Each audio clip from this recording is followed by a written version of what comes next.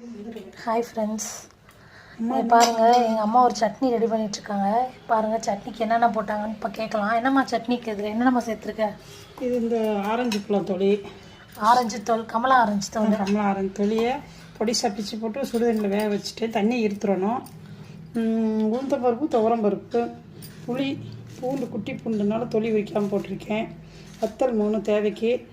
இப்போ எல்லாத்தையுமே மிக்சியில் தண்ணி இருத்துட்டு இதை போட்டு தேவையான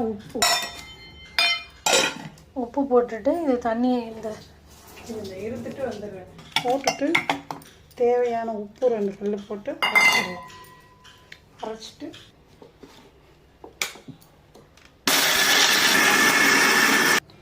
துவையல் ரெடிப்பா. சுவையாக இருக்கும். கமலா ஆரஞ்சு, உளுந்தம்பருப்பு எல்லாத்தையும் போட்டு ரெடி. ஆரஞ்சு தோல் பருப்பு எல்லாமே வறுத்து போட்டு சட்னி அரைச்சாச்சு.